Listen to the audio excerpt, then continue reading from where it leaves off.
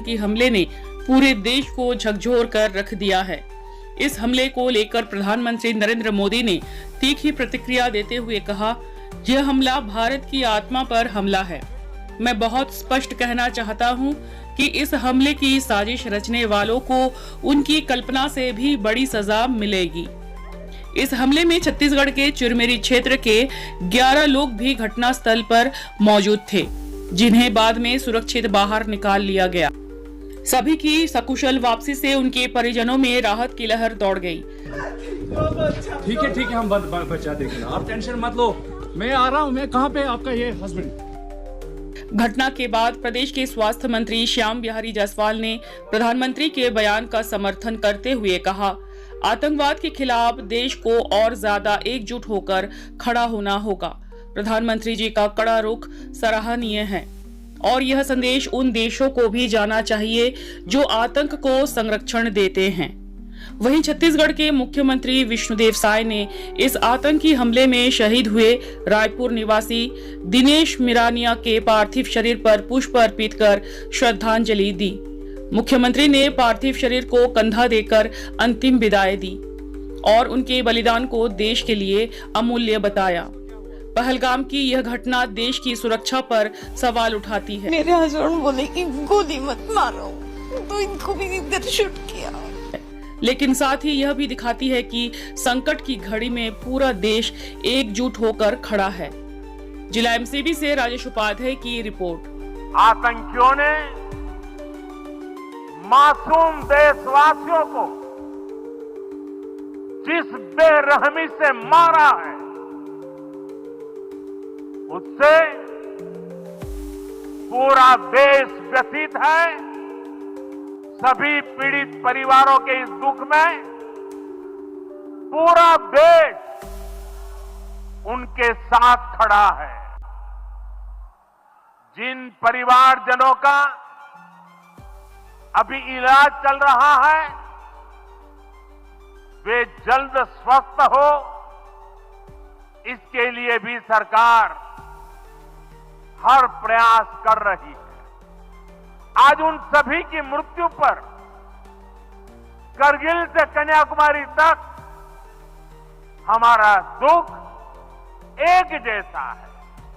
देश के दुश्मनों ने भारत की आत्मा पर हमला करने का दुस्साहस किया है। मैं बहुत स्पष्ट शब्दों में कहना चाहता हूं, जिन्होंने ये हमला किया है, उन आतंकियों को और इस हमले की साजिश रचने वालों को उनकी कल्पना से भी बड़ी सजा मिलेगी। सजा मिलकर के रहेगी।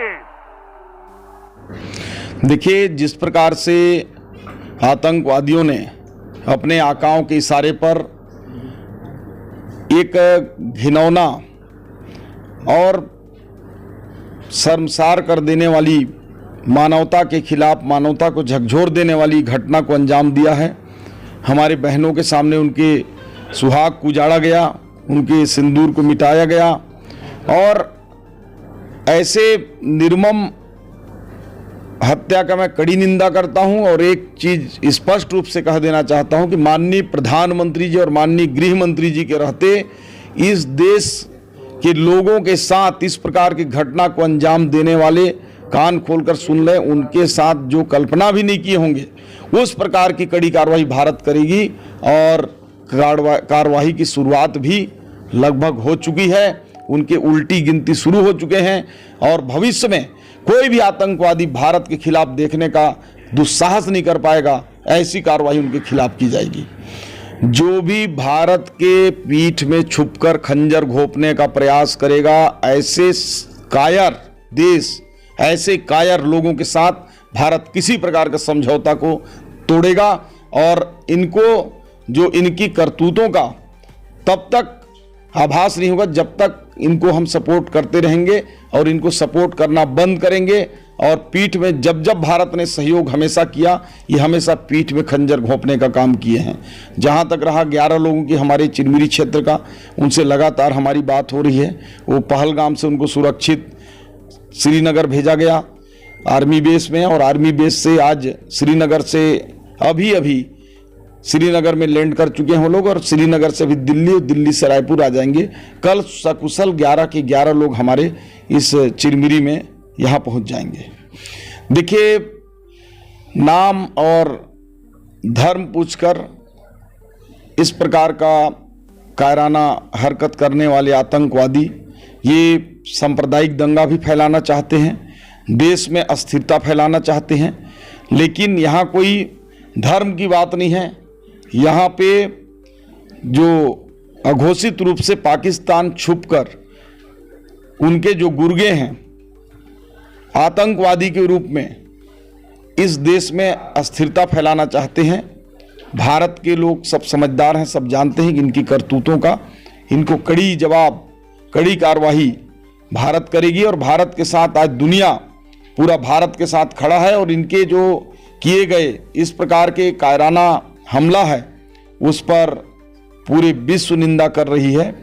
निश्चित रूप से ये दुर्भाग्यजनक है कि भारत जब जब पाकिस्तान का मदद करता है, पाकिस्तान हमेशा इस प्रकार की घटना को अंजाम देती है। और यही कारण है कि सिंधु जल समझौता को भी भारत ने बंद कर दिया है, और भारत के धरती पर पाकिस्तानियों का आने पर रोक लगा दिया है, उनके वीज़ा कैंसिल कर दिए गए हैं, और अन्य भी कड़े कार्रवाई और पाबंदी जो है इनके खिलाफ भारत सरकार करेगी।